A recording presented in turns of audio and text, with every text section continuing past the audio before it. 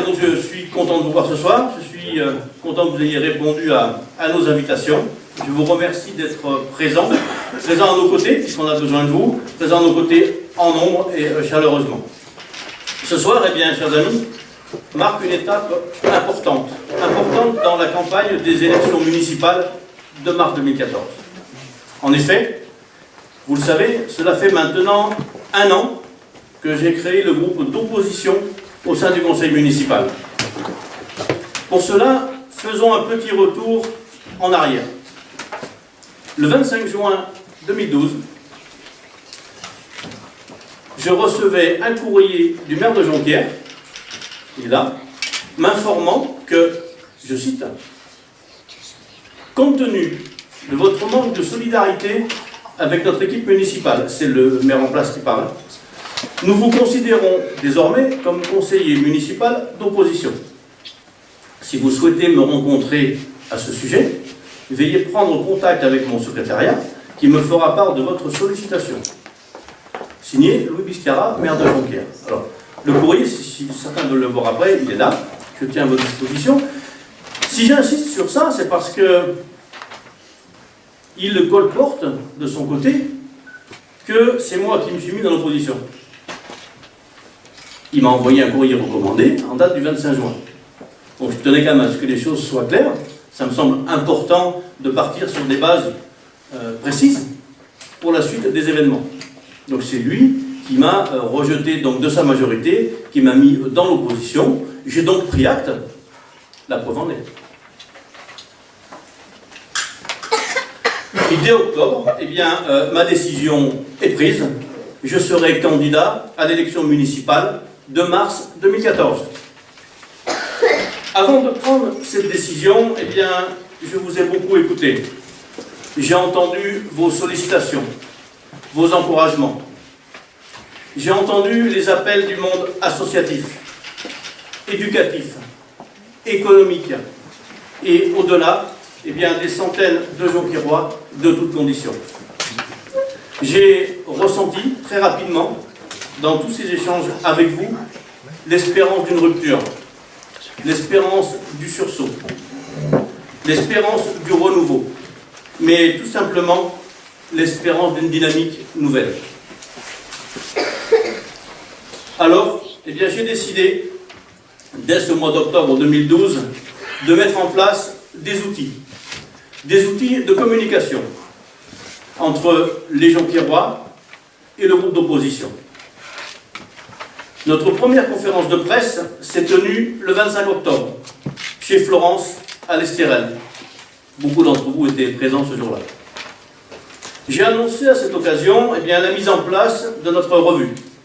Et nous avons distribué à cette occasion eh bien, le premier numéro de notre revue, qui depuis vous est adressé toutes les 8 semaines. Nous avons en même temps créé un site internet, que je sais beaucoup d'entre vous vont consulter régulièrement. Ce site, on l'alimente eh bien, de toutes les vidéos suite aux conférences, puisque vous voyez systématiquement, eh bien, tout est filmé et puis tout est mis sur le site dans les 48 heures. Et nous avons créé également une page et un compte Facebook. Là aussi, je vois beaucoup de Jonquiérois et hors Jonquière, hein, des abonnés qui sont sur nos sites et qui viennent voir un petit peu ce qui se passe. Page Facebook, site internet, compte et ainsi de suite. On sent vraiment qu'il y a une communication qui, eh bien, au fil du temps, est sortie des limites de Jonquière. Très vite, eh bien, j'ai été rejoint par ceux qui deviendront rapidement mes premiers colistiers. Et nous nous sommes mis au travail. Nous avons dressé très rapidement un premier état des lieux qui s'est avéré guère brillant. Nous avons dénoncé l'urbanisation irrationnelle conduite par le maire sortant. Nous avons dénoncé les grandes difficultés d'intégration des nouveaux résidents jonquiérois du fait du manque et du sous-dimensionnement des installations publiques. Je citerai les écoles, la cantine, la crèche, le centre aéré, les salles de sport, ainsi que toutes les autres salles liées aux activités des diverses associations jonquiéroises. Nous avons également dénoncé les problèmes liés aux incivilités et à l'insécurité croissante à Jonquière. Nous avons dénoncé le manque d'entretien de notre commune qui est très sale, avec des voiries très dégradées. Nous avons également dénoncé une rénovation du centre ancien irrespectueuse de notre architecture provençale. Nous avons dénoncé les méthodes dictatoriales du maire sortant et de son cercle rapproché. Rapidement, nous arrivons au 3 mai dernier, 3 mai donc 2013, qui fut une date majeure pour notre équipe. Ce 3 mai, nous avons fait l'annonce officielle de notre candidature pour les élections municipales 2014, ensemble redynamisons Jonquière. Avec beaucoup de responsabilités, je vous ai annoncé ce soir-là, oui, je suis candidat à l'élection municipale de mars 2014, oui, je souhaite devenir maire de Jonquière, oui, je souhaite devenir votre maire. Le 3 mai, je l'ai dit, je le redis aujourd'hui, je le confirme, j'espère qu'on arrivera au bout, mais nous irons au bout. Alors mon engagement aujourd'hui, il reste le même, il n'a pas changé. À l'inverse, il s'est renforcé. Chaque jour qui passe, chaque semaine qui passe, me renforce dans cette décision, me renforce dans ce choix. Puisque plus on avance, plus nous travaillons, plus nous constatons l'état de Jonquière, plus il nous a semblé important d'aller dans cette démarche, mais d'aller vers une victoire. Et cette victoire, plus les semaines passent, plus je la sens se rapprocher. Aujourd'hui, mon équipe est complète. Vous savez, c'est pas nouveau, ça fait quelques mois que notre équipe est complète. Nous sommes 27, tous engagés pour vous servir. Alors, j'ai annoncé mes colistiers par vague de 6, le 3 mai, le 27 juin, puis fin août. Aujourd'hui, nous sommes 20, moi compris, annoncés. Alors, il est vrai qu'on peut dire que pas 27, que 20. Alors, oui, nous sommes 20 annoncés. Les 7 derniers, je les annoncerai quand il y aura en face un adversaire. Je ne vais pas annoncer une liste complète avant de savoir si nous avons un adversaire. Donc j'attends de savoir si le maire sortant se présente, j'attends de savoir si éventuellement il y a d'autres listes. Pour l'instant, j'ai envie de dire qu'officiellement, nous sommes seuls. Nous verrons de savoir si nous avons un adversaire d'ici la date butoir de début février. S'il n'y a pas d'adversaire, nous annoncerons les 7 derniers le moment venu. Sinon, dès qu'un adversaire se sera déclaré, nous annoncerons les 7 derniers de notre liste.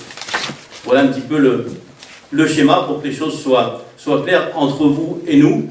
Nous sommes complets, mais j'attends volontairement qu'en face, il y ait quelqu'un pour mener la campagne. Il faudra donc encore patienter un peu. Par contre, ensemble, dès maintenant, depuis un an, nous avons écrit une nouvelle page de Jonquière. Et nous allons renforcer ce tissu d'amitié et de solidarité qui a fait la force de notre village. Avec mon équipe, nous voulons incarner le centre de gravité du rassemblement. Celui de tous les patriotes, républicains et humanistes jonquiérois. Le renouveau de la démocratie locale nous permettra de donner plus de vie à nos valeurs républicaines. Afin de clarifier les choses, c'est important, notre seule étiquette dans cette élection sera celle de Jonquière. Et là aussi, j'insiste bien, nous ne sommes pas candidats d'un quelconque parti politique, mais candidats devant tous les Jonquiérois. Notre parti, notre seul parti, c'est Jonquière. J'y tiens, j'insiste, je le redis régulièrement, je le dis chaque fois qu'on m'interpelle, nous ne serons pas candidats d'un parti politique, quel qu'il soit. Nous ne ferons pas de cette élection le théâtre d'affrontements stériles qui, depuis un quart de siècle, rythment et dénaturent tant les élections municipales jonquiéroises. En effet, ceux qui ont vécu les échéances précédentes savent un petit peu jusqu'où peuvent aller certains comportements. Nous ne voulons pas rentrer dans ce jeu. Ça n'a pas sa place dans une campagne électorale, quelle qu'elle soit. Malgré que, on le sait, certains élus de la majorité en place essaient de faire pression sur certains commerçants quand ils ont le malheur d'accepter que l'on laisse quelques revues sur les comptoirs. C'est juste antidémocratique. Jonquière, sachez-le, constitue ma seule priorité, ma seule ligne d'horizon. Si vous me faites confiance, en mars 2014, eh bien, je mettrai un terme à mon activité professionnelle, afin d'être un maire à plein temps, disponible pour les Jonquiérois. J'insiste, si je suis élu le 30 mars, dès le lendemain, je serai en disponibilité, j'arrête mon activité professionnelle. Aujourd'hui, maire, c'est un métier. Au-delà de mes colistiers, eh bien, d'autres acteurs ont intégré l'équipe de campagne. Le 27 juin dernier, je vous ai annoncé le lancement de notre comité de soutien. Comité de soutien présidé par Julien Biscara. Il est par là, il est là, il est au milieu. Julien Biscara, 36 ans, qui est un viticulteur jonquiérois. Pardon ?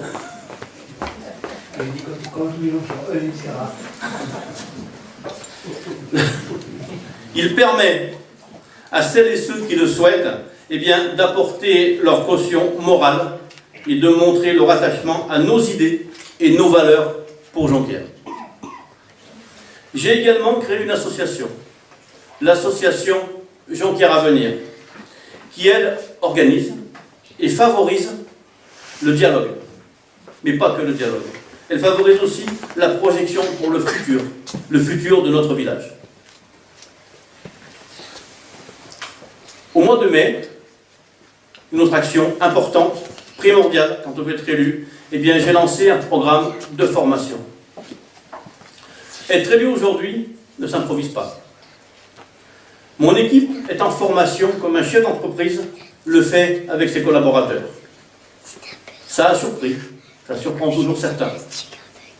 Chaque mois, eh bien, mes 26 colistiers et moi-même bénéficions d'une journée de formation studieuse dispensée par des intervenants extérieurs compétents sur les grands sujets.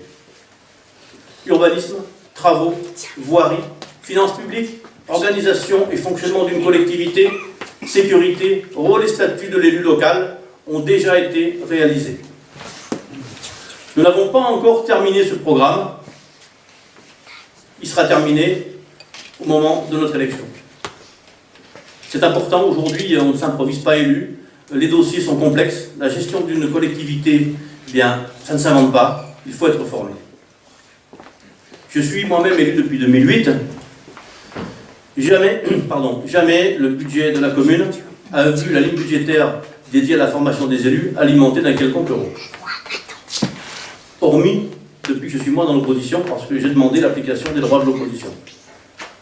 Mais les élus actuels, aucun n'a subi une quelconque formation depuis qu'il est élu. Nous, on veut s'y prendre autrement, s'y prendre dans un sens qui nous paraît beaucoup plus logique. On se forme avant d'arriver. Et on complètera notre formation une fois en place.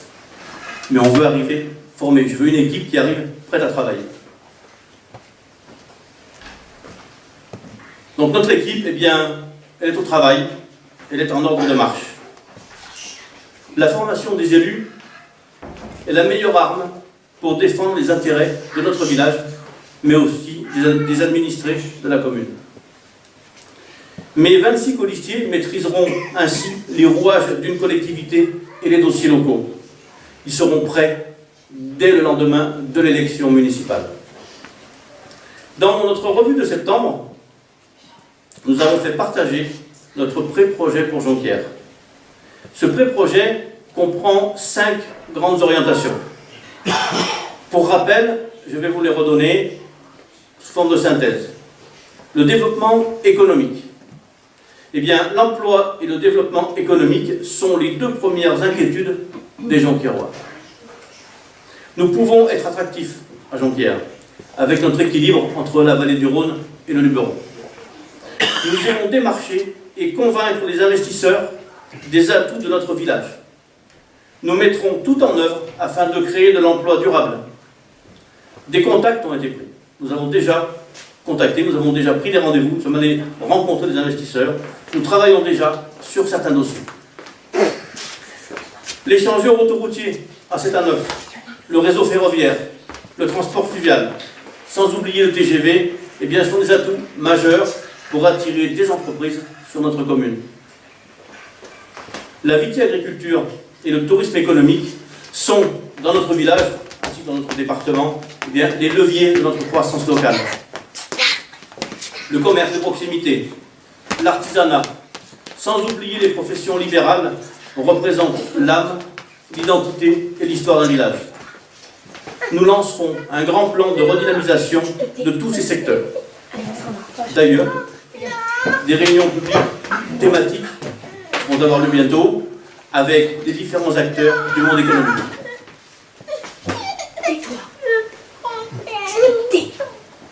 L'urbanisme, sujet aujourd'hui à Jonquière, sensible et extrêmement d'actualité. Donc l'urbanisme et l'environnement, il y a de quoi dire. Eh bien, contrairement au maire sortant, nous n'avons pas l'obsession du béton qui a tant métamorphosé notre village ces dernières années. Nous mettrons un terme à cette urbanisation irrationnelle dans notre village qui perd son identité et son âme provençale. Je suis favorable à une urbanisation maîtrisée, choisie et non subie. Pour en avoir parlé avec beaucoup d'entre vous, avec beaucoup de Jonquiérois, je crois qu'on est une majorité à partager cet avis. Par contre, je dis non aux grands projets immobiliers qui ont tant déséquilibré nos capacités d'accueil, restées identiques depuis 1975, malgré une hausse de 50% de la population. Le maire sortant n'a pas pris en considération l'intégration des populations nouvelles sur notre commune. En effet, sa seule obsession, bétonner, faire du logement. Alors qu'il soit social ou privatif, le problème n'est pas là. Il n'a pensé qu'à faire du logement, qu'à urbaniser. Le reste n'a jamais été dans son esprit. Tout au moins n'a jamais été un de ses soucis. Toutes nos structures sont de fait saturées ou pas assez nombreuses. Cantine scolaire, crèche, école, centre aéré, ainsi que les salles de sport et associatives. Je le disais tout à l'heure. Le 26 juin dernier, en séance du conseil municipal, eh bien, j'ai demandé le report du PLU après les élections municipales de 2014.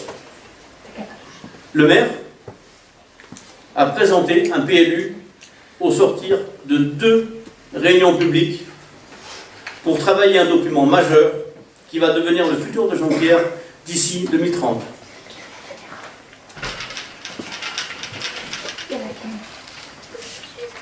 Le bon sens au service du bien commun eh bien, nécessite réflexion et travail sérieux afin d'éviter d'éventuels conflits d'intérêts. Nous préférons une large consultation populaire, pas 2 réunions publiques. Une large consultation populaire à la précipitation du maire. Il nous semble bon et sage d'attendre le résultat des urnes. Pourquoi se précipiter? Pourquoi faire vite? Il n'y a rien d'urgent, à part d'éventuels conflits d'intérêts. En finir avant mars 2014 n'a qu'un objectif: occulter un certain nombre de choses. Actuellement, l'enquête publique liée au PLU est en cours. Vous pouvez, comme tout Jonquiérois, rencontrer le commissaire enquêteur à la mairie aux dates et heures affichées. Ces heures et ces dates, vous les retrouvez sur l'info jonquiéroise de septembre, si je ne m'abuse. Octobre, pardon. Vous avez les dates à laquelle le commissaire enquêteur peut être rencontré à la mairie. Par contre, en dehors de ces créneaux, il y a à la mairie le registre de remarques. Vous pouvez donc aller en mairie n'importe quand, aux heures d'ouverture bien sûr, consulter le registre, consulter tout ce qui a pu déjà être mentionné par les différents Jonquiérois qui sont passés précédemment votre venue, mais vous pouvez également y mentionner ce que vous souhaitez y mentionner, vos remarques ou des propositions, et vos désaccords si vous en avez.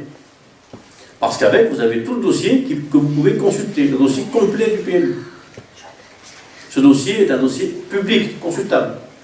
Et le registre, il est public, vous pouvez y mentionner ce que vous souhaitez y mentionner.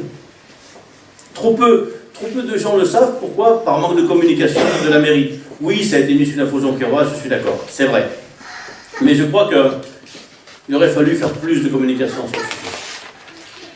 Donc, j'essaye d'en faire, je vous invite à consulter ce PLU parce que eh bien, ce PLU, une fois qu'il sera validé, mis en œuvre, pour certaines choses, eh bien, il sera difficile de faire machine arrière. Il faut avoir une action maintenant. L'enquête publique sert à ça.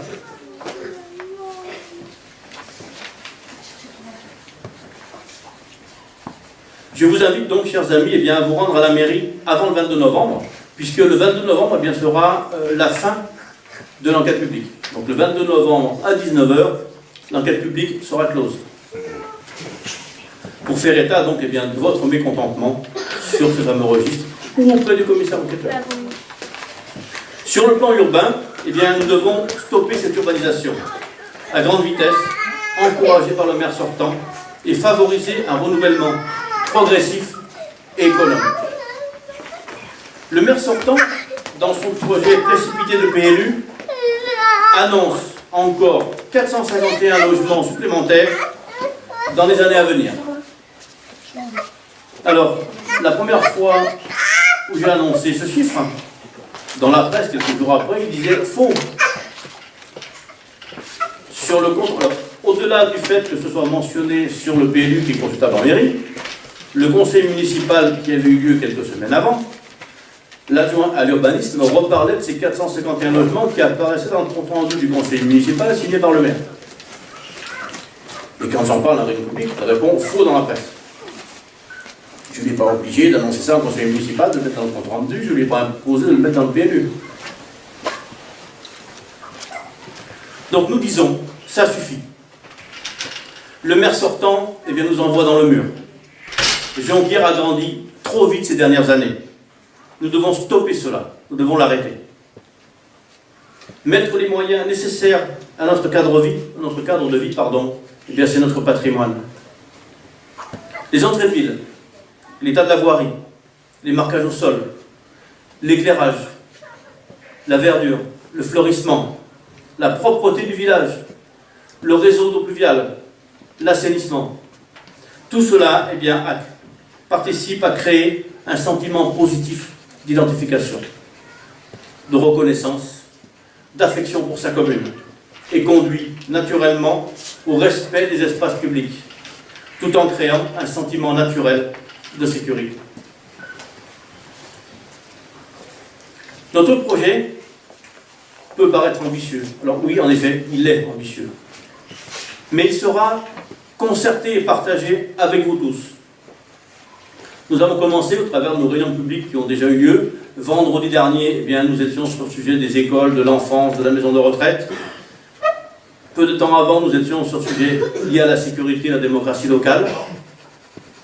Et nos réunions publiques eh bien, vont continuer pour se terminer le 17 janvier au soir sur la dernière réunion qui sera celle liée à l'urbanisme.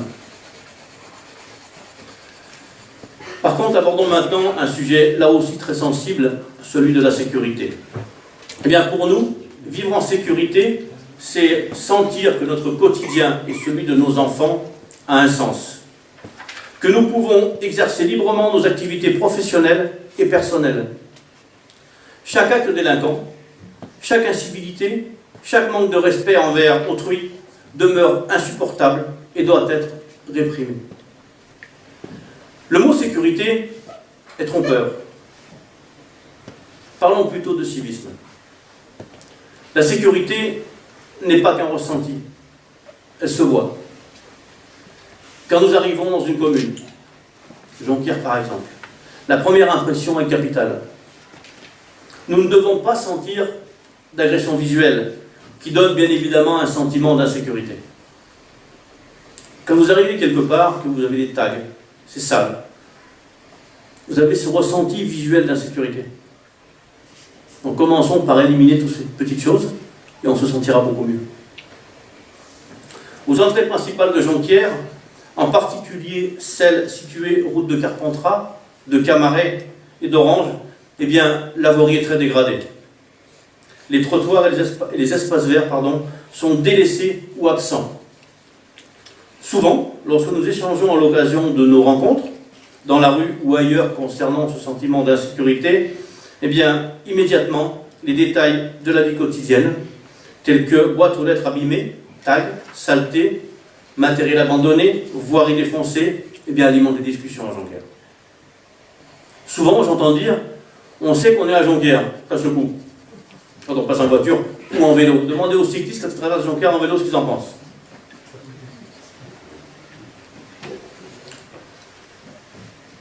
Dès notre élection, eh bien, nous prendrons des mesures pour stopper ce sentiment visuel d'insécurité. À Jonquière comme ailleurs, la sécurité des biens et des personnes est bien sûr l'affaire de l'État et donc de la gendarmerie. Mais elle incombe aussi au maire, qui est détenteur du pouvoir de police dans sa commune. Là, je ferai parenthèse, je dirais malheureusement, le nôtre, comme sur beaucoup de sujets, un problème lié à l'insécurité, c'est la faute des autres. C'est rarement de sa faute. Et sur ce sujet-là, comme ce n'est pas sa faute, c'est la faute des autres, c'est la faute des gendarmes.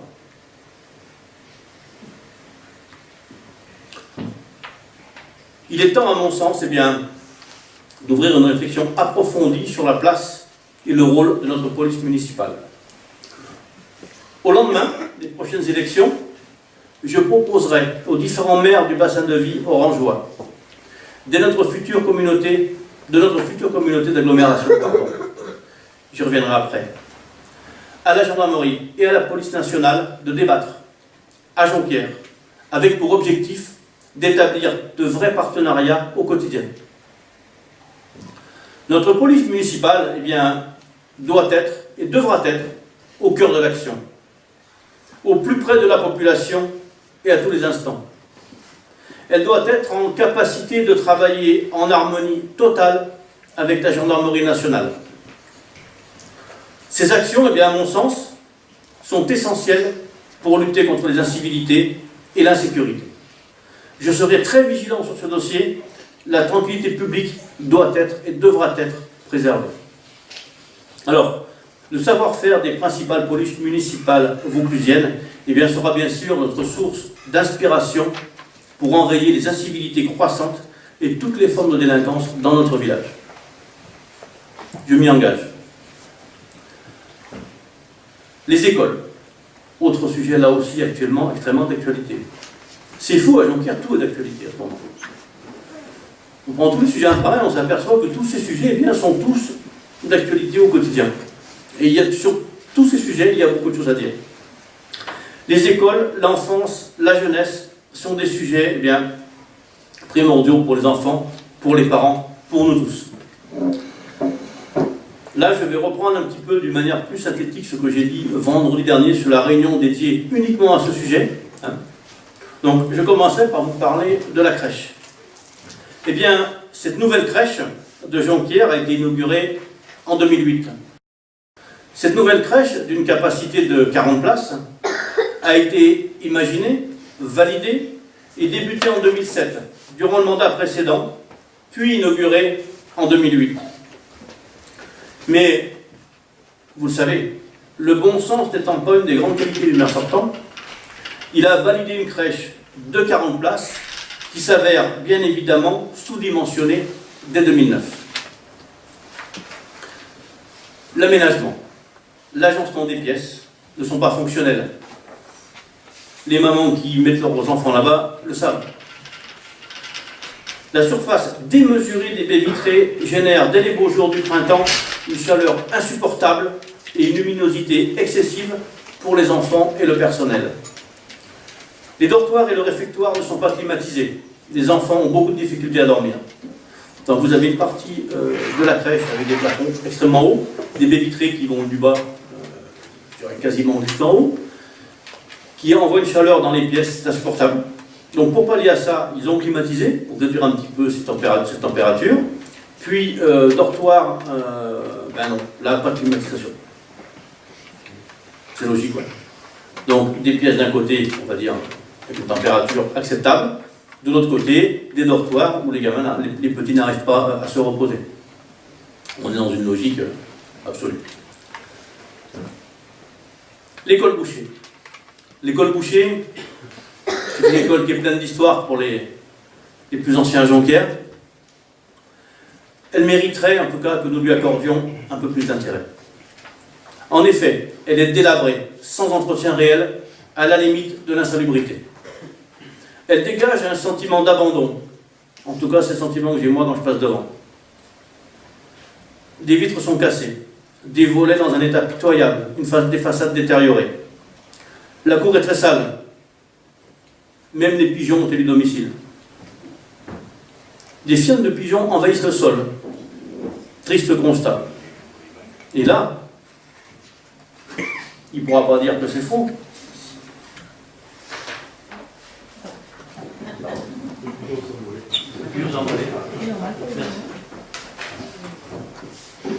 Ça, c'est devant les portes pour rentrer dans l'école bouchée, où les petits sont en récréation en vrai. On ne va pas dire que c'est faux. Hein. C'est quand même, c'est juste impensable.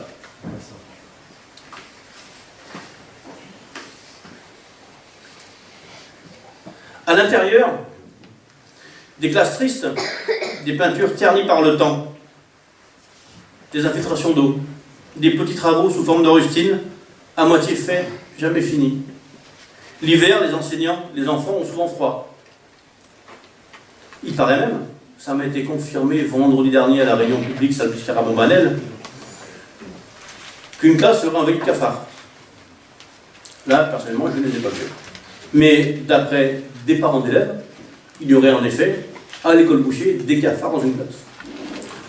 Là, je pense que, si c'est confirmé en tout cas, parce que je n'ai pas vu, donc je ne veux pas aller au-delà de ce que je peux dire, c'est grave. Des cafards dans une classe, c'est inquiétant. Pardon? Voilà, donc voilà un petit peu l'état de l'école bouchée. L'école Mistral, elle, bien sûr, plus récente, vous la connaissez, mais malgré tout déjà dégradée par le temps. Pourquoi dégradée par le temps? Eh bien, parce que l'infrastructure ne fait l'objet d'aucun entretien. À la rentrée 2013, par manque de classe, le maire décide de supprimer la salle de motricité pour en faire une classe d'infortune. Et le maire invente un nouveau concept à Jean-Pierre. Il construit des cloisons murales avec des armoires et des placards. Ensuite, il fait installer le mobilier, et comme par enchantement, il a résolu le manque de place, et vous dit dans la presse, la rentrée 2013, pas de problème, tout va bien. Alors, là aussi, après il va dire que c'est faux.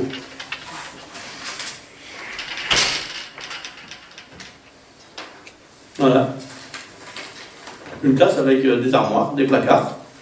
Au milieu, on met l'immobilier, c'est l'ancienne salle de motricité de l'école Mistral. Voilà. Ikea. Alors, sur ce sujet, eh bien, nous considérons que le maire n'a pas anticipé le dossier d'extension des écoles, comme tous les autres dossiers d'ailleurs. Parlons de la cantine. Là aussi. Réhabilitée et redimensionnée en 2011. 2 ans. Elle est surchargée aujourd'hui. La salle à manger des maternelles, où les enfants sont servis à table, sur des mobiliers aménagés en rapport à leur taille, eh bien, a été prévue pour 80 enfants, ils sont 120. Solution trouvée, là aussi on a un maire qui a des bonnes idées. Les enfants de la grande section maternelle prennent leur repas avec les primaires au self-service. Le scénario, pareil, est assez sympathique. Le petit, le plateau, au self, au milieu des grands. Pareil, c'est assez impressionnant à voir. La capacité totale d'accueil de la cantine est aujourd'hui dépassée. Donc, la salle à manger des petits a été, on va dire, évacuée des plus grands qui sont avec les primaires. Les primaires sont déjà en effectif trop important. Une cantine est complètement surchargée, complètement... le personnel est débordé, le personnel n'y arrive plus. Beaucoup de bruit. Je ne sais pas, vous connaissez la cantine peut-être pour certains? Oui. On y a pris des repas pour la fête provençale quand il ne fait pas beau. La Yoli. La Yoli, on en mange là-bas des fois, oui. C'est au départ déjà une salle bruyante, Mais alors avec une quantité d'enfants en quantité comme ils sont maintenant, c'est juste insupportable.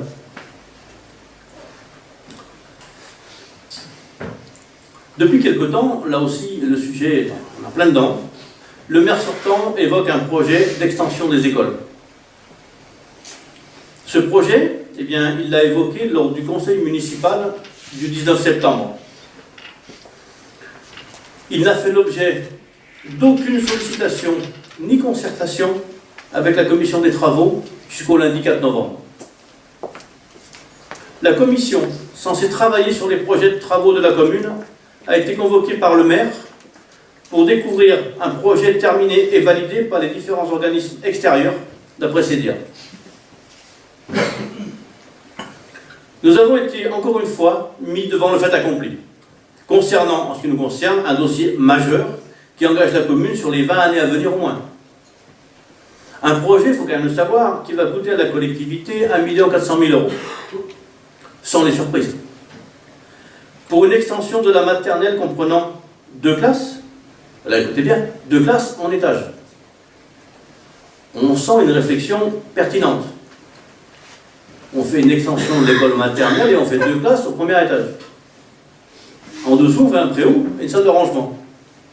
Et puis on met les petits à l'étage.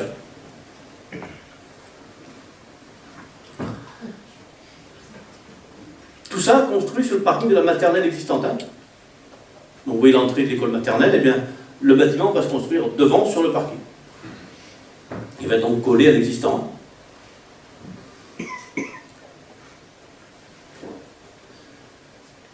Ensuite, concernant l'école primaire, là aussi 2 classes qui vont être construites dans la cour de l'école Frédéric Mistral, au fond de la cour sur la droite. Là, une classe au rez-de-chaussée, une classe en étage. La commission des affaires scolaires, d'après ce qu'on a su, a été, elle, consultée. Mais la commission des travaux, non. Alors, je disais donc vendredi dernier, quand j'ai évoqué ce sujet dans sa globalité, que mardi 12 novembre, j'irai en mairie consulter le dossier. Alors, en effet, je suis allé mardi après-midi donc consulter le dossier complet en mairie. Eh bien, c'est surprenant. Parce que le 19 septembre, au conseil municipal, il nous dit qu'il attend, qu'il n'a pas tous les éléments, qu'il n'a pas tous les dossiers, il faut attendre. En temps voulu, il nous présentera un dossier validé et terminé. Alors, aussi surprenant que cela puisse paraître, le dossier que j'ai consulté moi mardi 12 novembre, eh bien on s'aperçoit que tout a été fait au mois de juillet, au mois d'août. Toutes les pièces sont signées du 6 août, entre le 6 et le 7 août. Tout s'est fait là. Donc si la demande de permis de construire, signée du 6 août, Louis Biscara, maire de Jonquière. Le 19 septembre, a priori, si on s'en tient à ses propos, tout n'est pas fini. Il nous présentera le dossier le moment venu, quand tout sera terminé. Alors que toutes les pièces, les plans, tout est signé du 6 août. Il y a des choses quand même surprenantes. Ensuite, quand on regarde un petit peu le dossier plus en profondeur, on s'aperçoit de quoi? Eh bien, on s'aperçoit qu'on trouve une société, que je ne nommerai pas, qui a signé une attestation de respect des normes parasismiques. C'est obligatoire pour construire un bâtiment. Et on s'aperçoit que cette attestation, signée par cette entreprise, est signée au travers d'un projet concernant 5 classes et un dortoir. Alors que les plans, plus loin dans le dossier, sont des plans d'un projet de 4 classes. Donc là, il y a un souci de dossier. On a des entreprises, enfin une entreprise, pardon, qui a attesté que le projet présenté répondait aux normes parasismiques, mais un projet de 5 classes, un dortoir. Alors que le dossier décrit dans le permis de construire est un dossier de 4 classes. Ça interpelle.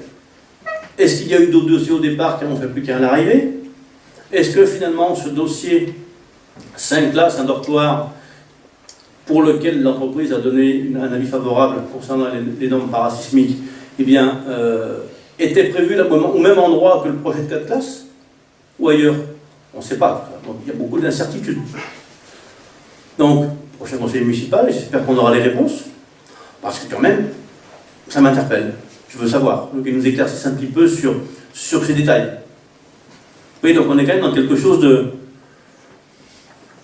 d'un petit peu mené rapidement, avec, j'ai envie de dire, un certain manque de sérieux. Parce que c'est vraiment des pièces qui sautent aux yeux. Il suffit de regarder uniquement en diagonale, ça se voit tout de suite. Pardon. Dans une phase de permis de construire, on n'est pas dans une phase encore de consultation d'entreprise. Non, mais ça ne s'est pas fait encore, la consultation d'entreprise. Comment ils peuvent, eux, prétendre ce respect de parasismique, puisque c'est des études de béton Oui. qui définissent ça. Mais ils ont fait, en rapport a priori au plan, hein, ils ont fait une étude parasismique. A priori, ils seraient venus analyser les sols, puisque semblerait que ce soit obligatoire. Hein. Donc on peut supposer que cela a été fait. Mais bon, on a un problème de projet, en tout cas. Donc ça, j'espère qu'on aura une réponse au prochain conseil municipal, sinon, eh bien, je l'interpellerai. En tout cas, le projet actuel, celui qui nous a été officiellement présenté. Donc, deux classes de maternelle, pardon, je vous le disais donc, à l'étage, dont une déjà occupée, puisque nous avons une classe actuellement en camping dans la salle de motricité. Donc dès que le chantier va être terminé, il y a déjà une classe qui est occupée. Ça c'est fait. Restera donc une classe de maternelle disponible. Concernant les deux classes de primaire, il semblerait, là aussi, d'après les parents d'élèves, ou les personnes qui ont pu nous en parler, qu'il envisagerait de déplacer deux classes de l'école Boucher. Ça veut donc dire que le potentiel après cette construction sera d'une classe, le potentiel disponible. Et là, considérant qu'aujourd'hui, eh bien, nous avons beaucoup de logements en construction qui vont être livrés prochainement, ajoutez à cela les 26 logements sociaux à étage annoncés route de Causan au niveau du giratoire dans les 18 mois à venir. Et pour finir, les 451 logements supplémentaires programmés dans le projet de PLU pour les années à venir.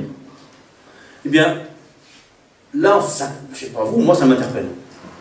Le projet d'extension des écoles n'est pas en adéquation avec son projet. Donc là, il est clair, il est en contradiction avec lui-même. Il fait un projet de 4 classes, il y en a déjà 3 qui vont être prises a priori. Il lui reste une dispo d'une classe de maternelle.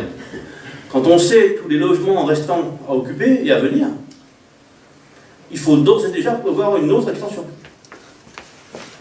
Il y a un problème. Pourquoi pas faire une extension conséquente tout de suite, plutôt que de faire du rustinage comme il sait faire. Là, j'espère qu'on aura une réponse aussi au prochain conseil municipal. Précédemment, je vous parlais de la cantine. Je vous ai parlé de son état de saturation. Eh bien, quelle solution pour demain et le futur proche? Il n'en parle pas. Il n'y a pas d'extension programmée. C'est sûr, il l'a redimensionné en 2011. Là aussi, la projection sur ces projets, c'est un peu loupé là aussi. On a aujourd'hui une cantine saturée. Quand on sait tout ce qui doit arriver si on s'en tient à ces projets ambitieux, il va falloir faire quelque chose. Il faut encore une fois agrandir la cantine. Ça, on n'en parle pas. Eh bien, là encore, le maire sortant trouvera toujours une pirouette pour vous expliquer très habilement qu'il s'agit d'hypothèses à plus ou moins long terme. Il est souvent dans l'hypothèse, jamais dans des choses rationnelles, concertées, projetées dans le futur. Non, on est toujours dans les hypothèses. Pour nous, l'école de la République, eh bien, c'est celle des valeurs, valeurs de l'effort, valeurs du civisme, valeurs de la discipline et fraternité. Nous voulons une école qui transmette le goût de notre langue française, le goût du travail et de l'effort, le goût des autres et le goût de nos produits locaux. Et quand je dis produits locaux, eh bien là, je fais tout simplement allusion à la cantine encore une fois, où il y a quelques années en arrière, je me souviens, on faisait des éloges de la cantine, parce que la cuisine était traditionnelle. Aujourd'hui, ce n'est pas le cas, on n'entend parler que de boîtes de conserve. C'est surprenant. Alors, nous voulons, nous, en tout cas, instaurer un vrai dialogue.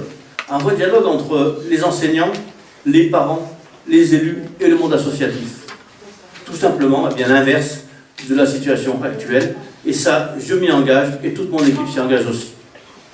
Pourquoi j'insiste là-dessus? Parce que, eh bien, quand on rencontre les parents d'élèves, quand on rencontre d'autres personnes, des enseignants par exemple, eh bien, on s'aperçoit que le dialogue n'existe pas. On est souvent dans le conflit entre les enseignants et la mairie en place. Il n'y a jamais de réponse. C'est souvent pas de l'arrogance, ce serait extrême, mais on est souvent dans la non-réponse. Et ça, c'est juste pas possible. J'en reviendrai vite fait en 2 mots sur le centre aéré maintenant. Ce centre aéré que vous connaissez, il est hébergé, lui, dans le centre socio-culturel. Le centre aéré, lui, eh bien, ne dispose pas de place suffisante non plus. Il ne peut pas accueillir et dispenser des activités répondant à l'attente des enfants et des parents. Ce centre aéré, eh bien, dispose de quelques pièces du bâtiment, alors qu'à l'origine, il devait disposer de l'ensemble du rez-de-chaussée, y compris la salle, qui est devenue depuis la salle du conseil municipal et des mariages. L'agrément à l'époque avait été accordé pour recevoir un effectif de 80 à 120 enfants sur l'ensemble du rez-de-chaussée.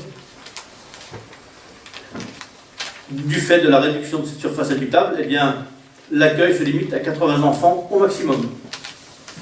Et bien sûr, 80 enfants dans ce petit espace, eh bien, il y a une saturation, il y a un manque d'espace, donc une réduction des activités au profit des enfants. Là, encore une fois, on est aussi dans quelque chose sans solution à court terme. Il va falloir là aussi réfléchir sur ce que l'on doit faire, comment le faire. Alors, face à tout ça, j'ai envie de vous dire que le constat est très clair. Il faut stopper cette urbanisation à grande vitesse. Urbanisation qui est conduite par le maire sortant. Il nous conduit droit dans le mur. Regardez le problème des écoles. Il a attendu la dernière limite, les derniers instants, pour réfléchir à un projet d'extension. On est en novembre, septembre 2014, en termes de chantier, c'est demain. On attend toujours le dernier moment pour financer des projets qui vont coûter extrêmement cher, qui sont malgré tout sous-dimensionnés en rapport à ce que l'on devrait faire. Donc ça suffit.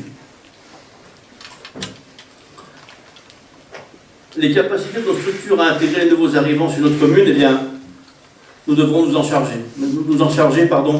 Sérieusement.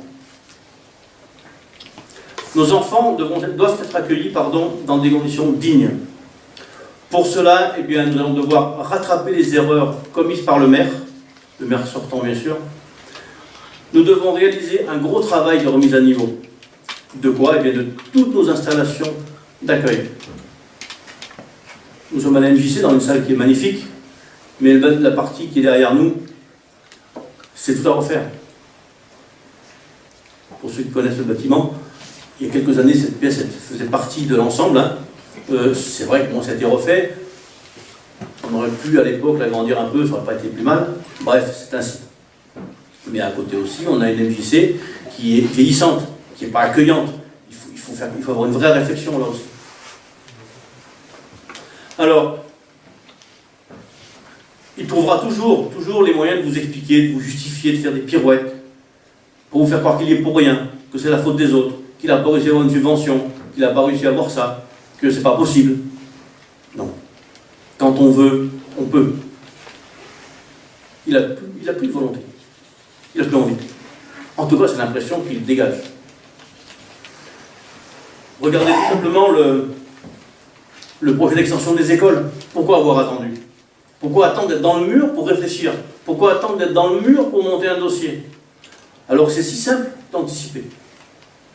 Quand on a des projets immobiliers tels qu'on les a vus pousser ces 4 dernières années, il était quand même très simple de faire une projection du nombre d'enfants que cela allait amener au village et dans nos écoles. Et de prévoir un projet à ce moment-là, pas maintenant.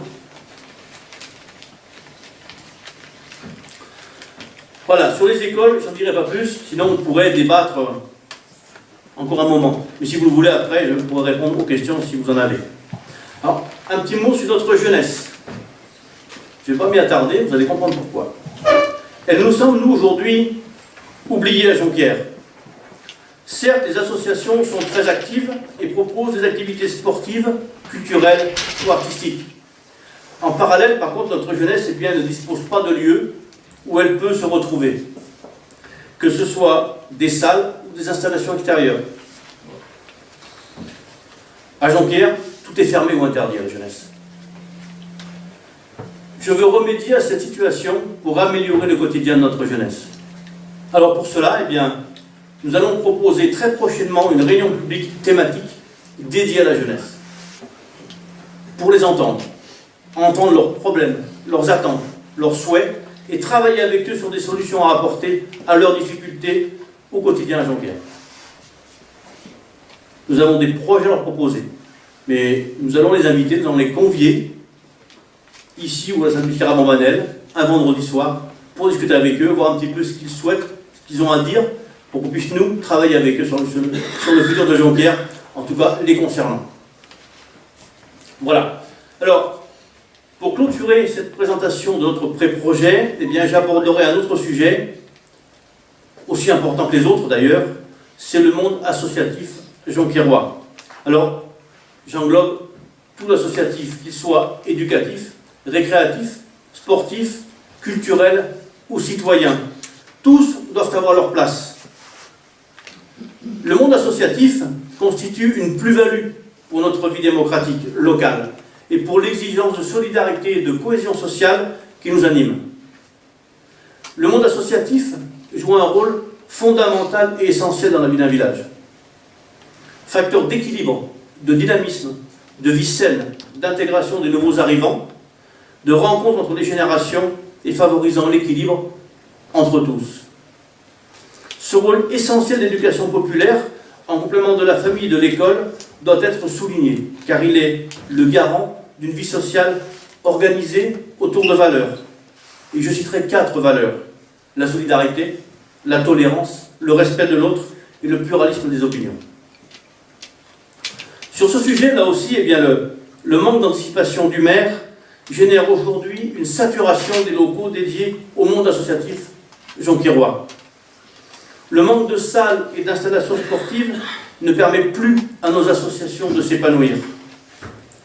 Certaines associations sont obligées de refuser de nouveaux adhérents par manque de place. Notre implication, en ce qui nous concerne, sera totale sur ces dossiers qui sont pour nous, comme les autres, d'une importance capitale. Alors, nous serons force de proposition et à l'écoute des responsables associatifs pour permettre de sortir rapidement de cette impasse dans laquelle, là aussi, le maire sortant a entraîné notre village et notre tissu associatif. Sur ce sujet, je vous disais qu'on allait avoir une réunion avec tous les acteurs du développement économique, que nous allons avoir une réunion avec notre jeunesse. Nous allons aussi avoir une réunion où nous allons convier tous nos responsables associatifs. Nous voulons les convier à une réunion de travail où on les verra tous ensemble, ici ou à la salle du Carabanbanel, pour travailler sur le futur de Jonquière, écouter les problèmes, analyser avec eux, rechercher des pistes et surtout au-delà de ces pistes, trouver des solutions. Voilà, chers amis, notre pré-projet. Je dis bien notre pré-projet. Nous travaillons. Le projet finalisé, il arrivera en janvier.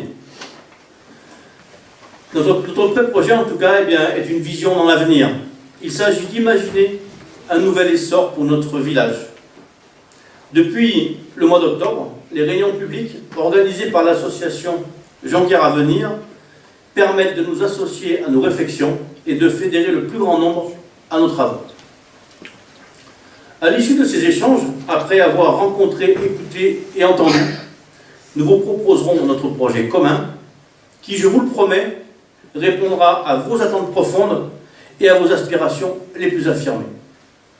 Alors, je ne veux pas faire peur à tout le monde, parce que certains pourraient se dire, mais comment il va faire pour faire tout ça? On ne va pas tout faire en 6 mois, ni tout faire en 1 an, parce que tout ça, bien sûr, est lié aux contraintes budgétaires.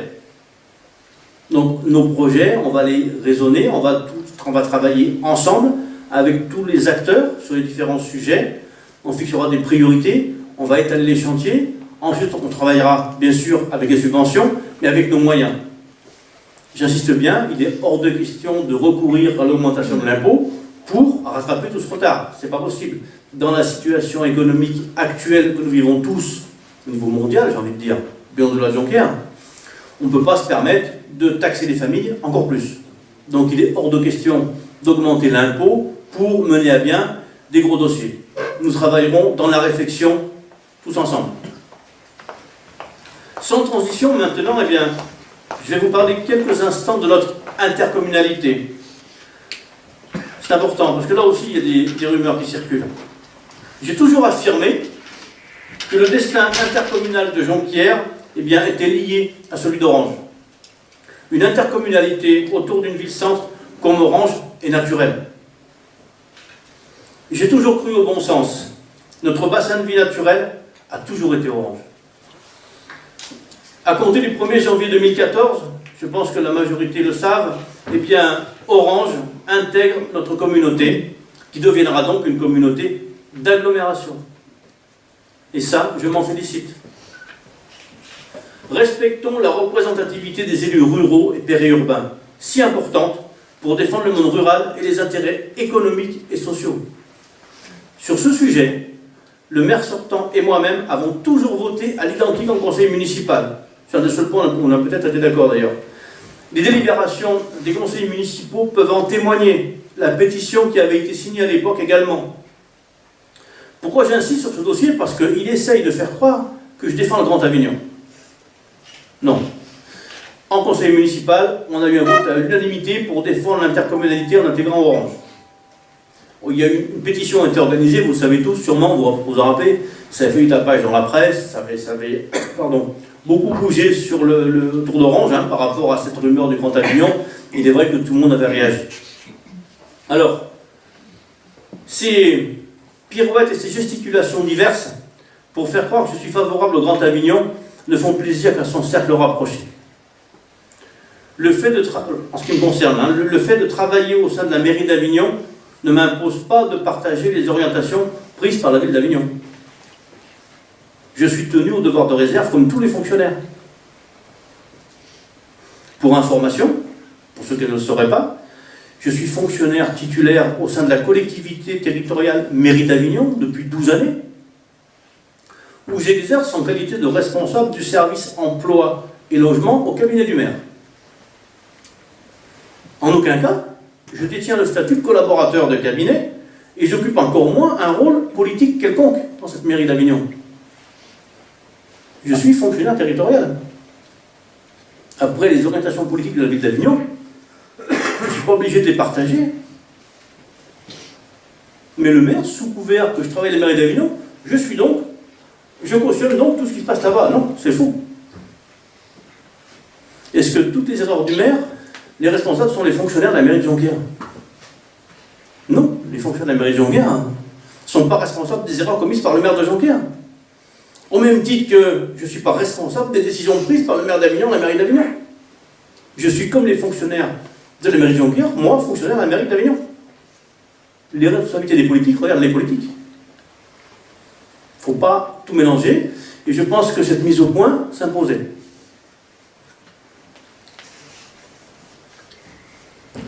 Alors, notre souhait, sortir Jonquière de cette impasse. En urgence même. Nous répondrons avec nos valeurs fortes et partagées. Patriotisme, esprit républicain, exigence d'humanisme. Voilà notre engagement pour notre village.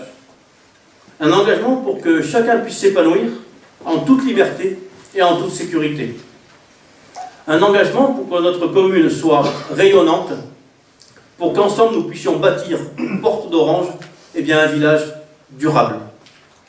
J'accueillerai avec mon équipe, au sein de l'association Jonquière Avenir et du comité de soutien présidé par Julien Biscara, tous ceux qui souhaitent se rassembler autour de notre projet. Je le ferai sans aucun esprit partisan, car c'est à tous les Jonquiérois que nous voulons parler et pour qui nous voulons agir demain. J'appelle tous les Jonquiérois qui mettent l'amour de la patrie et celui de notre village au-dessus de toute considération partisane ou tout intérêt particulier, eh bien, à s'unir pour nous rejoindre. Ensemble, mettons un terme à l'immobilisme et au renoncement. immobilisme qui, à mon sens, dure depuis 25 ans. Ensemble, imaginons un nouvel avenir pour Jonquière. Ensemble, eh bien, faisons gagner Jonquière en mars 2014. Ensemble, redynamisons Jonquière. Jonquière en a besoin. Alors, je vais vous remercier de m'avoir écouté. J'ai été un petit peu long. Il fait chaud dans la salle. Donc, si vous avez des questions, eh bien, je suis prêt à y répondre. Sinon, on en débattra en partageant le verre de l'amitié. À moins que la presse ait des questions. On se verra après. D'accord. Est-ce que certains veulent poser des questions? Non? Moi, je vais poser Oui. une question. Donc, on a parlé du retard sur les investissements. Moi, c'est pas mal, c'est certain. Pour le combler, il faudra faire ces investissements. On aura peut-être des subventions. Vu l'état des collectivités, je ne sais pas si on en aura beaucoup. Ça va être compliqué. Mais en tout cas, une fois qu'on les aura, ça va augmenter beaucoup le fonctionnement. Or, Jonquière est en train de dépérir, petit à petit, une banque est partie, une boucherie va fermer, et je ne sais pas, je ne vais pas faire l'état de tout ce qui ne marche pas, mais comment va-t-on financer des fonctionnements accrus avec des ressources qui risquent fortement de diminuer Tout à fait. dans l'année à venir. Donc, parce que quand on fait des investissements, peu ou prou, on arrive toujours à les financer, mais c'est après le fonctionnement derrière, là, on n'a plus d'aide, on n'a plus rien pour le faire retourner, ce fonctionnement. Donc ça sera inquiétant. Quels seraient vos projets pour essayer de booster un peu de budget fonctionnement afin d'arriver à vos fins? D'accord. Alors, il est vrai que l'équilibre fait que quand on crée de l'investissement, on crée du fonctionnement. Donc, le fonctionnement aujourd'hui à Jonquière, on peut difficilement l'augmenter. Donc, il va déjà falloir, nous, que nous fassions une analyse de ce fonctionnement. Est-ce que l'on peut diminuer le fonctionnement actuel? Est-ce qu'on ne peut pas? Ça va être la première des questions à se poser, la première des pistes à travailler. L'investissement, on le fera en rapport à nos moyens financiers. C'est vrai, comme vous l'avez dit, les subventions, c'est vrai que vu la situation économique au plan national et au-delà, et restons à notre niveau au plan national, c'est vrai que les subventions, à mon avis, n'iront pas en augmentant. Hein. Après, en retour, la dotation globale de l'État, qui permet aux communes de vivre tous les ans, hein, une dotation globale de l'État, nous sommes par habitant. Eh bien, cette dotation globale de l'État, il y a un plan de diminution sur plusieurs années. C'est vrai que ce plan de diminution de la dotation globale, eh bien, il va falloir l'intégrer, le prendre en considération, et ne pas faire n'importe quoi, n'importe comment. Et c'est vrai qu'il va falloir trouver un équilibre judicieux entre le fonctionnement et l'investissement pour ne pas aller dans le mur, quoi. Mais aujourd'hui, il nous manque des indicateurs sur ce qui va se passer en 2014, en 2015 et on va dire jusqu'en 2016. Après, je crois qu'il est un peu difficile de se projeter d'un point de vue budgétaire en rapport à ce que sera la crise à ce moment-là. Mais il est vrai qu'on aura un gros travail de réflexion. Alors, personnellement, ce que je compte faire dès notre élection, eh bien, c'est déjà demander un bilan à la Cour des comptes. Demander une intervention de la Cour des comptes pour faire un état eh bien, de la situation financière de la commune. Et à partir de là, eh bien, on aura un point de départ qui nous permettra, je pense et j'espère, eh bien, de se projeter en partant de quelque chose de solide. Je ne sais pas si j'ai répondu à votre question. Si. Il faut qu'on se pose des questions.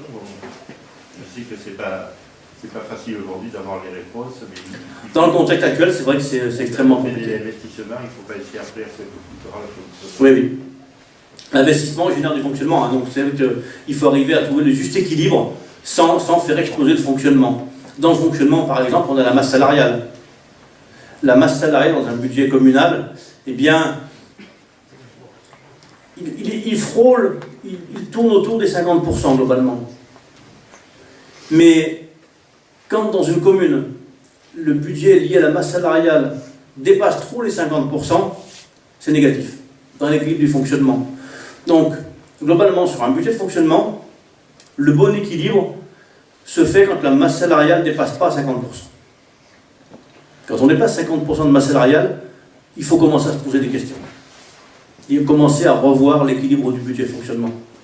Et ça, c'est déjà un premier. 50% du fonctionnement, c'est énorme. Hein. Et on a juste payé le personnel. Il y a une incohérence alors avec cette proposition de 450 et quelques logements. Alors, parce que si ça ne suit pas, je ne sais pas comment on peut s'en sortir. Le PLU est incohérent, tel qu'il est aujourd'hui. Hein. Enfin, nous, on considère qu'il est incohérent. Alors, quel intérêt ce dessous? Au niveau municipal, le nombre d'habitants qu'il y a dans un village, est-ce qu'il y a des répercussions, je veux dire, au niveau salaire, au niveau des employés de mairie? Non. Comme le maire. Non. Passer un certain nombre d'habitants, est-ce que lui, je veux dire, n'a pas accès à... Il y a des tranches, tout à fait. Alors, je vais vous répondre par fraction. Concernant le personnel, il n'y a aucun impact. Le personnel, lui, est payé par rapport à son statut, par rapport à son grade, par rapport à son échelon. La population, qu'elle soit de 1000 ou de 100 000 habitants, ça n'influe pas sur la rémunération donc, du fonctionnaire. Concernant les élus, c'est un peu différent. Les élus sont en quantité en rapport à la population de la commune et l'indemnité des élus est aussi en rapport à la population. Pour le Jonquière, par exemple, eh bien, la taille de population qui ferait augmenter l'indemnité des élus est à 9 999 habitants. Donc aujourd'hui, à Jonquière, passer la barre des 5 000 habitants ne changerait rien dans la rémunération des élus. Donc il n'y a pas d'intérêt de ce côté-là non plus. L'intérêt, où est-ce qu'il peut être? Je dis bien qu'il peut. Donc, je vais essayer de vous démontrer après que, pour moi, c'est pas logique. Pardon? C'est la question qu'on se pose. Oui. Alors, un des intérêts, c'est un texte en soi, donc, c'est que la dotation globale de l'État dont je parlais tout à l'heure, elle est en rapport au nombre d'habitants et à la population. Quand on passe la barre des 5000 habitants, on change de tranche, et tout en restant au même nombre d'habitants, la dotation globale par habitant augmente, passer la barre des 5000. Mais dans le contexte économique actuel, quand on sait que la dotation globale de l'État va diminuer tous les ans, donc à l'arrivée, on sera peut-être encore perdant aussi de toute façon. Donc aujourd'hui, dans le contexte économique, passer la barre des 5000, c'est pas bon. Dans une situation économique progressive, donc normale, oui, on pourrait considérer que, étant juste en dessous du seuil des 100 000, il serait intéressant de passer juste au-dessus. Puisque la dotation globale de l'État par habitant augmenterait. Mais, vu la situation donc, qui fait que cette dotation va baisser par habitant, aucun intérêt d'augmenter aujourd'hui. Sachant après que l'équilibre aussi d'une population dans une commune. Alors, je vais essayer de faire court. Hein. Quand on fait par exemple du logement privatif ou locatif, eh bien on va amener une population dans un village. Mais l'apport de population, il faut qu'il soit équilibré. Si vous amenez dans un village ou dans une ville qu'une population, qu'une population dite, ayant droit au logement social, par exemple. Parlons purement de logement. Une population ayant droit au logement social. Si vous amenez que cette population-là, d'un point de vue budget d'une commune, vous appauvrissez une commune. C'est les chiffres qui le montrent, c'est comme ça. Donc, si on amène une population au logement social, il faut, pour contrecarrer cet apport, faire du privatif qui amène de l'argent. On ne peut pas faire que du locatif ou du privatif en petites parcelles pour attirer des gens, pour permettre à des familles d'accéder à la propriété en s'endettant sur 30 ans. Il faut aussi faire venir des populations qui ont les moyens, de dépenser. C'est ce qu'on appelle l'équilibre budgétaire dans une commune, ça aussi. L'apport de population qui doit se compenser les uns par rapport aux autres. Aujourd'hui à Jonquière, on n'est pas dans ce ratio-là. On a un village qui s'appauvrit. Dans une situation de crise inégalée depuis longtemps. Oui. Par rapport à la crise, qu'est-ce que vous pensez de l'exploitation des partenariats privés-publics justement pour financer et aider au financement de tout ce qui se passe, comme on a eu pour le pont de Millau, mais au niveau de la Pardon, qu'on en a eu pour un? Le pont de Millau. Oui. Le viaduc de Millau a été conçu sous le principe du PPP, du partenariat privé-public, avec un système de loyer, de rémunération d'entreprise pour financer tous les travaux. C'est possible au niveau des collectivités, ça également. Oui. Donc, est-ce que vous avez une opinion sur cette utilisation de ce type de contrat? Parce que ce type de contrat ne rentre pas dans la dette des communes. Oui. Voilà, donc ça peut peut-être être un versant intéressant. Alors, c'est un levier. Il y en a des grosses entreprises quand même dans le coin qui ont des reins solides pour réaliser des gros travaux en PPP ici, quoi. À mon avis, c'est un levier intéressant, parce qu'il permet de réaliser des projets avec des partenaires extérieurs, sans impacter forcément le budget de la commune. Ce sont des leviers à exploiter. Ben, moi, je trouve aussi, quoi. C'est un biais qui est assez important, surtout dans la situation économique du village. Ça permet quand même de maîtriser un petit peu plus facilement les coûts et de gérer aussi ce fonctionnement. Oui. C'est quand même un petit peu souci. Mais parce que du coup, on n'impacte pas la commune directement. C'est ça. Tout à fait. C'est Ça ça. fait partie des leviers aujourd'hui à utiliser. Oui, tout à fait. Donc, c'était à savoir si ça faisait partie de vos objectifs ou de solutions qui pourraient être exploitables. En mon sens, je vois pas mal d'avantages. Au même titre que la commune de Jonquière aujourd'hui ne possède pas de patrimoine. Une commune sans patrimoine est une commune pauvre. Pour faire court, hein, je prends des raccourcis là, mais à un moment donné, une commune qui n'a pas de patrimoine, elle n'a pas de marge de manœuvre. Hein. Une ville qui vit bien est une ville qui a du patrimoine. Le patrimoine, fait vivre une commune. Il apporte de l'argent, un patrimoine. Ou il permet d'en dégager si on a un besoin. Mais aujourd'hui, ce n'est pas le cas. Voilà. Je ne sais pas si j'ai répondu à votre question tout à l'heure. Ouais. Donc, si je reviens à ce que je disais pour conclure sur ça, donc il faut l'équilibre des populations, en fait. Hein, je parle en termes de gestion d'une commune, hein, c'est pas forcément ce qu'on peut penser à titre personnel, mais au niveau gestion d'une commune, eh bien, on doit avoir des équilibres budgétaires qui se font par des apports de population eh bien, qui vont s'équilibrer entre elles, en fait. Et c'est tout cet équilibre eh bien, qu'il est important de prévoir, qu'il est important d'anticiper. Est-ce que ça a un impact au niveau de tout ce qui est impôts locaux et fonciers? Et oui. Parce qu'on s'aperçoit quand même qu'entre Orange et Jonquière, pour une même superficie d'habitat, il y a quand même des différences quand même assez magistrales. Alors, sur la taxe d'habitation, par exemple, il y a trois taxes.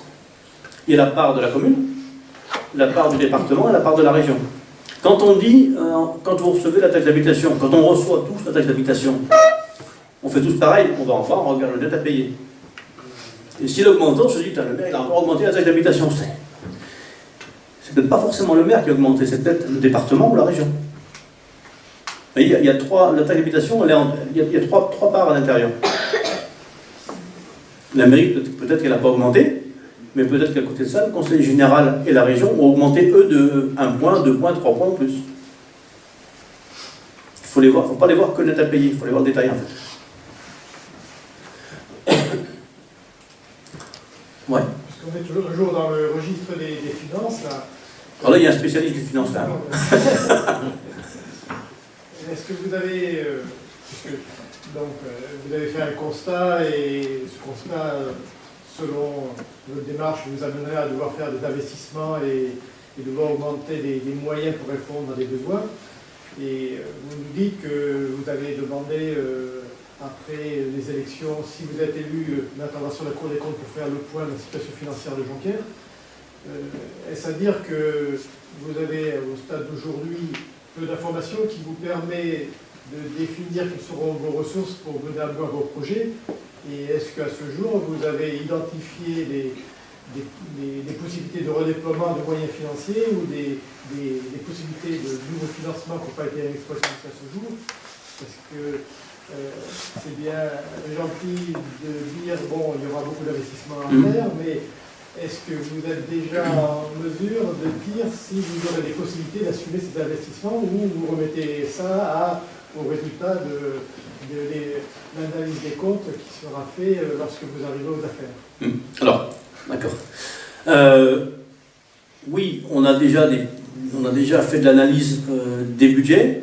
Les éléments, je veux dire, on peut dire que globalement on les a, puisqu'on a, en tant que je suis élu depuis 2008, donc j'ai tous les exercices budgétaires. Donc on peut repartir sur quelques années en arrière, et puis eh bien, travailler sur l'existant et voir un peu où on en est aujourd'hui. Quand je disais tout à l'heure qu'on va demander l'intervention de la Cour des comptes, c'est pour faire une RAZ, une remise à zéro, de manière à avoir une situation au moment où on arrive. Une situation, comment dire, un bilan qui soit, j'allais dire qu'il soit sain, non, c'est pas le bon terme, mais qu'on sache sur quelle base on démarre. C'est clair, c'est net, la Cour des comptes elle est venue, elle a tout vérifié, tout est OK. Et au moins on sait, on connaît notre point de départ. Je pense que c'est important de le connaître pour pouvoir se projeter. Après, on a déjà des pistes, on sait déjà à peu près, c'est très comment dirais-je, très virtuel pour l'instant, mais on a à peu près une marge de manœuvre que l'on connaît. Je ne peux pas annoncer de chiffres comme ça à la volée, ce serait à mon sens pas sérieux, mais oui, on a déjà des pistes, on sait à peu près ce que l'on peut faire, comment le faire, et dans quelle dimension. C'est sûr que ça sera sur plusieurs exercices budgétaires. Sur un exercice, c'est pas possible. Après, il faut le temps d'enclencher les projets. Vous savez, un projet dans une collectivité, il y a la phase de montage du projet, de financement, ainsi de suite, c'est des fois très long. Il faut un projet ambitieux, il faut des fois 3 ans, voire 4 ans, voire un mandat pour le réaliser. Hein. Mais oui, on a déjà des pistes, on sait qu'il y a de la marge de manœuvre. Alors, est-ce que c'est des discours qu'on entend de l'autre côté en nous disant chaque fois qu'on demande des aides ou des investissements, on nous dit mais il n'y a pas d'argent dans les caisses. Donc, voilà, après, il va falloir le grand public essayer un petit peu de comprendre quel est ce langage et comment vous arrivez à trouver une issue à cette situation-là. Alors, j'aurais envie de dire que tout dépend quel est le... Comment dirais-je? De quelle façon on veut gérer? Est-ce qu'on veut gérer à l'économie maximum? Est-ce qu'on veut gérer en se projetant? Est-ce qu'on veut investir? Ou est-ce qu'on veut travailler à l'économie? C'est des mots qui sont délicats à employer parce qu'il ne faut pas que ce soit interprété. On va prendre le budget d'une famille par exemple, c'est un peu la même chose finalement. Hein. Il y a des couples qui vont gagner, mettons, on va dire 2 000 € par mois par exemple, et qui ne veulent pas emprunter. Et qui vont se dire, j'ai pas les moyens de faire ça. Parce que je gagne 2 000 €, je ne peux pas faire. Mais par contre, si j'emprunte à tel pourcentage sur tant de temps, je pourrais peut-être faire. La prudence veut que certains ne veulent pas emprunter, ils préfèrent vivre qu'avec ce qu'ils ont et pas recourir à un quelconque emprunt. Donc reste à zéro en taux d'endettement. D'autres couples vont vouloir vivre autrement, vont raisonner avec les banques, vont en faire des prêts, personnels ou autres, pour pouvoir vivre autrement et auront un endettement qui permet d'être intégré dans la gestion du budget de la famille. La gestion d'une commune, j'ai envie de dire que c'est un petit peu comparable. Je ne pense pas que je vous donne une leçon à vous, c'est votre métier, mais je crois qu'une commune se gère un petit peu comme on gère un budget familial. On est à plus grande ampleur. Mais à l'arrivée, c'est la même chose. Je crois qu'il faut un projet d'une commune ne peut pas se le financer. Il faut travailler sur l'emprunt de toute façon. L'emprunt raisonnable et raisonné. On est bien d'accord. Il ne faut pas vouloir vivre sous ses moyens parce qu'après, on a le risque d'être endetté, d'être en surendettement. Une commune endettée, c'est une commune sous tutelle. Une commune sous tutelle, c'est une commune qui n'a plus rien le droit de faire. Une commune sous tutelle, c'est une commune qui est gérée par la préfecture. Donc tout ça, c'est des choses qu'il faut utiliser avec parcimonie, avec une grande prudence. Je pense que là, on partagera la prudence en termes de budget. J'avais une autre question éventuellement. Est-ce que vous avez identifié au sein du fonctionnement de la mairie des dysfonctionnements ou des manières de fonctionner qui créent des pertes au niveau de l'efficacité et donc des moyens financiers mal utilisés et une meilleure efficacité qui permettrait de dégager des ressources supplémentaires? Est-ce que vous avez identifié des possibilités de gagner en efficacité? de travailler avec plus d'efficacité et Alors, plus réduit pour regagner des marges de manœuvre par ailleurs. Alors, je vais vous faire une réponse qu'à moitié, parce qu'on est en train de finaliser notre travail sur tous ces éléments-là. Donc pour l'instant, on est dans la phase de réflexion, d'analyse des budgets. Donc on a bientôt terminé, on va pouvoir tirer les premières conclusions sur tout ça. Justement, on parlait des fonctionnements tout à l'heure, et puis on est en train de finaliser le travail sur toute l'analyse des budgets de fonctionnement. Par exemple.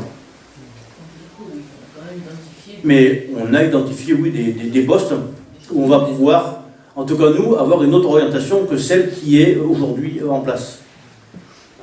Actuel niveau de transparence sur les budgets de... Pour ce qu'on en voit, il semblerait. Après, il y a peut-être des choses qu'on ne voit pas, mais il faut être très prudent. Il ne faut pas aller trop loin non plus. Je dis peut-être parce qu'on n'en sait rien. Mais en tout cas, dans ce qu'on voit, on a déjà perçu des postes, on va pouvoir avoir une autre réflexion, une autre analyse, se projeter autrement. Parce que, après, bon, la gestion, je dirais pas qu'elle appartient à chacun, mais on n'a pas tous les mêmes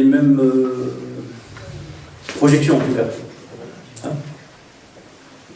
Voilà, j'ai répondu à votre question. Comment on peut les autres Je vous dis que c'est un spécialiste des finances, c'est vrai. Hein. Je voulais savoir, pour la commune de Jonquière s'inscrit dans l'intercommunalité.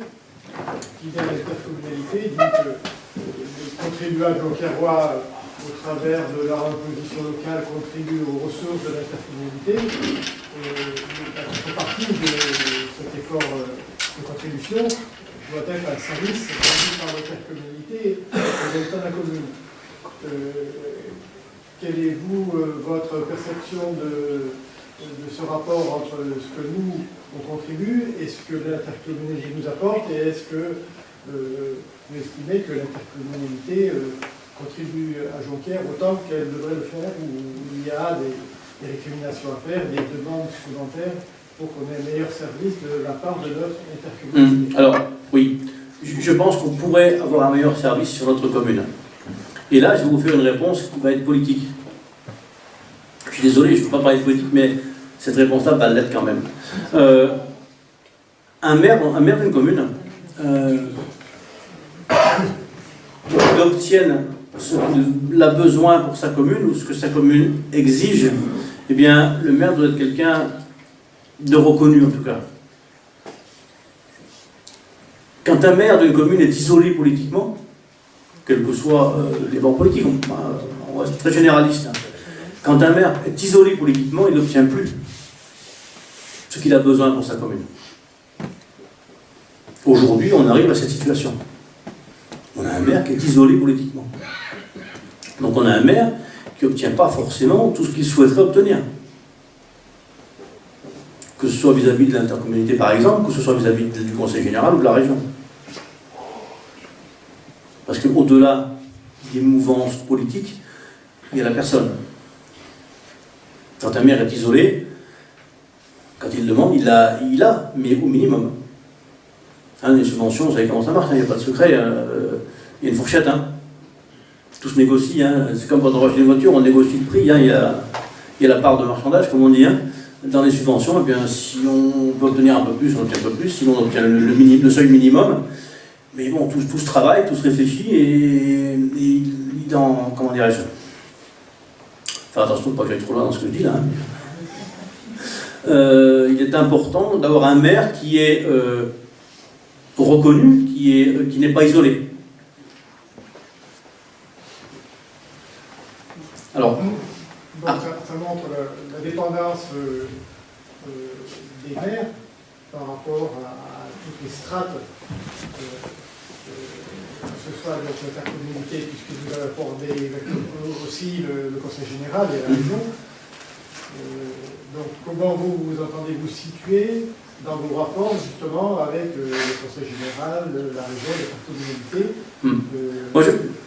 Je crois qu'il faut, je dirais dans la mesure du possible déjà, mais en tout cas c'est ma conviction, je pense qu'il faut d'abord travailler en tant qu'homme, en tant qu'individu, en tant que personne, avant de mettre en avant une appartenance politique quelconque. Je crois qu'il y a un temps pour tout. Quand on veut s'afficher avec une étiquette politique, ce que j'ai refusé de faire à Jonquière pour les élections municipales, c'est pour ça que nous sommes sans étiquette et que j'insiste lourdement là-dessus, je crois qu'il faut l'assumer complètement, et si on part sans étiquette, il faut essayer d'aller jusqu'au bout de ses convictions. Et il faut aller défendre ses dossiers, aller travailler avec tout le monde, une fois que l'élection est passée, sans tenir compte de ce qu'est l'un, de ce qu'est l'autre. Il y a un temps pour tout. Dans les élections, si certains font le choix de partir avec une étiquette politique, c'est leur choix, je le respecte, c'est la démocratie. Nous, on a fait le choix inverse. C'est respectable aussi. Mais après, je crois qu'il faut, une fois l'élection passée, travailler. Et savoir mettre de côté, avoir l'intelligence de savoir mettre de côté l'intérêt politique. Mettons en avant l'intérêt général. Et l'intérêt général, c'est l'intérêt de nos administrés respectifs. Que l'on soit de gauche, de droite ou des extrêmes. Je crois qu'à un moment donné, il faut savoir mettre tout ça de côté, entre les échéances.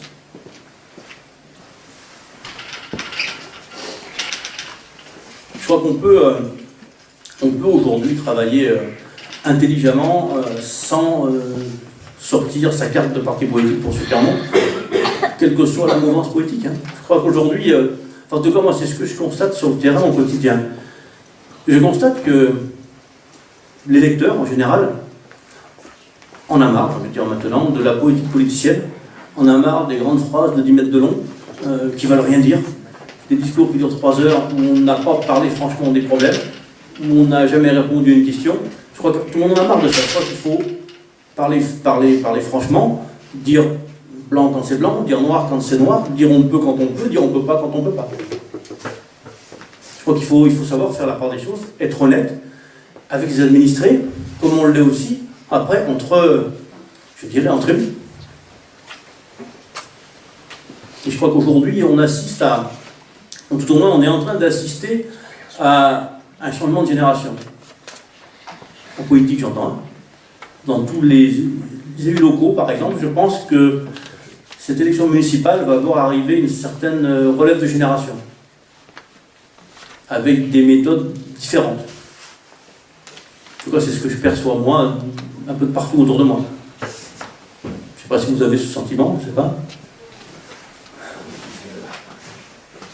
Je vais un petit peu envoyer la réflexion et on me poser une nouvelle question, si je ne passe pas trop du temps qui vient partout.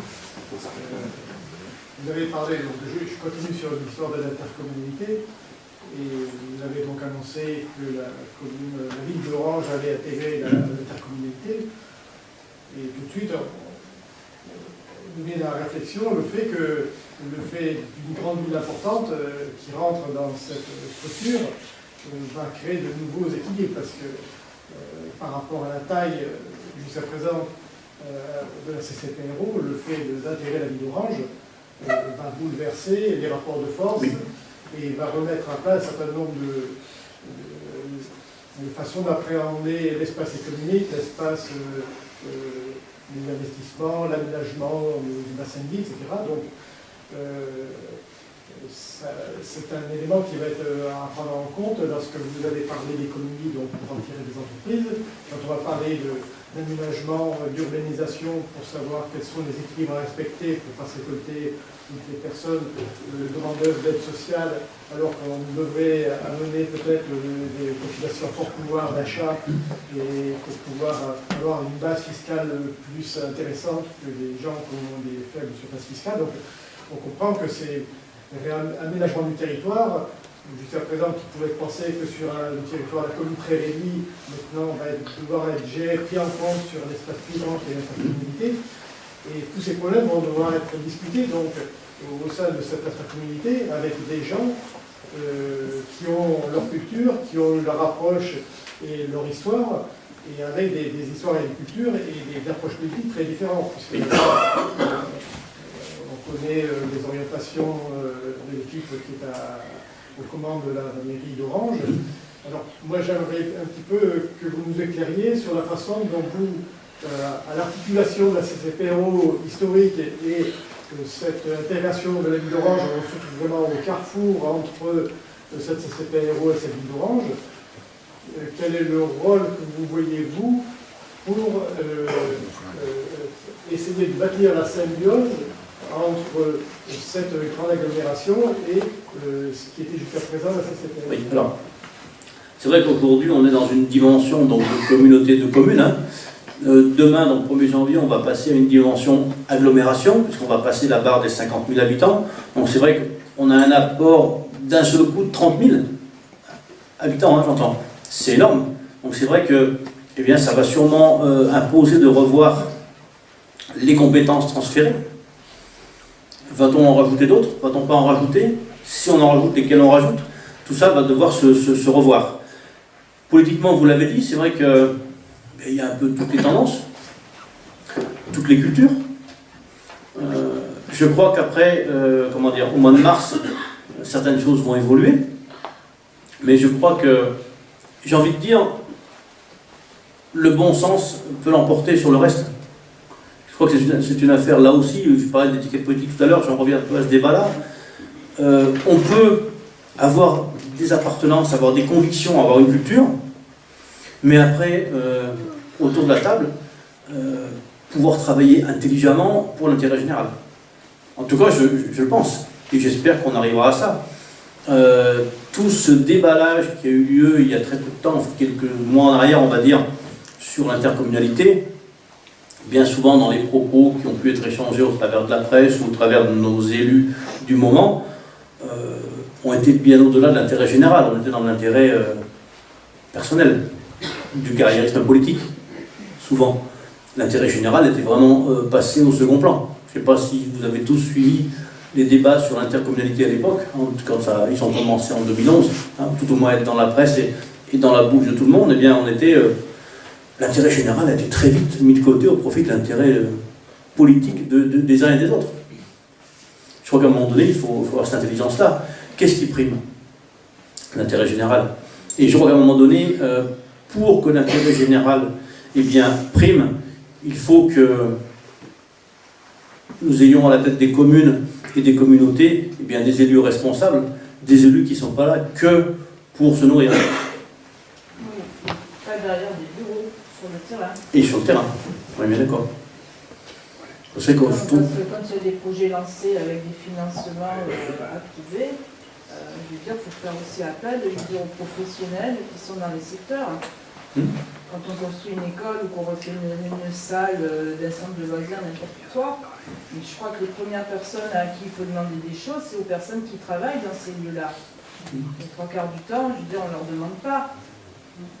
On fait venir des entreprises, on fait des appels d'offres, et puis on magouille par derrière, et puis après on fait accepter le truc, quoi. Ouais, ok. Alors, comment dire, il est vrai qu'il faut privilégier, chaque fois qu'on le peut, nos entreprises, nos artisans locaux. On est bien d'accord, ça c'est une des priorités pour l'économie de notre commune. La preuve, c'est que les habitants par eux-mêmes se rendent compte que les parents en premier, les enfants d'un côté, les jeunes de l'autre, je veux dire, bon, il faut aussi à un moment donné en disant ces personnes-là. Ce que je vous propose, si vous le voulez, on va boire un verre ensemble et on continue à discuter. Ça vous va comme ça? Ça vous dérange pas? On pourra continuer à...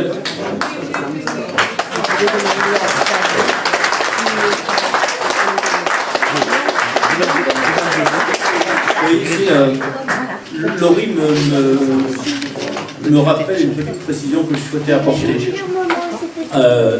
Concernant je l'ai pour 30 secondes, hein, rassurez-vous, le financement de campagne. On a entendu quelques réflexions, je dirais, désobligeantes, en disant que nous, notre campagne était financée, on avait les moyens de faire des revues de campagne en couleur, on avait des moyens de campagne, d'accord? Donc ça, on l'a fait nous. Hein. Bon, hormis le film autocollant, mais le reste, on l'a fait nous. Hein. Nos revues en couleur, c'est nous qui les payons avec nos deniers. On a tous, des colistiers, tout autant qu'on est, mis de l'argent sur la table, on a ouvert un compte, on a mis de l'argent dessus, et on paye tout nous-mêmes. Notre campagne est cofinancée par nous-mêmes, par notre argent personnel. On est sans étiquette, je rappelle, on est sans parti politique, donc c'est nos deniers personnels qui financent notre campagne. Je crois que c'est important parce qu'on entend à différents endroits dans Jonquière que notre campagne, on est subventionné, on a les partis politiques, enfin bref, on entend un tas de choses. Non, c'est faux. On a tous mis la main à la poche, on a ouvert un compte, on a tous mis l'argent dessus. Et j'ai un comptable de campagne qui gère tout ça, qui n'est pas dans les politiques, qui est quelqu'un hors de l'équipe. J'ai l'habitude de gérer ce genre de, ce qu'on appelle des comptes de campagne. Mais donc on n'a aucun financement extérieur pour notre campagne, je le dis ouvertement devant la presse. Notre campagne est autofinancée à 100% par nous-mêmes, par nos deniers personnels, nos économies. On a décidé d'y mettre des moyens, mais c'est notre argent personnel. C'est l'argent personnel. Je crois que c'est important de le préciser.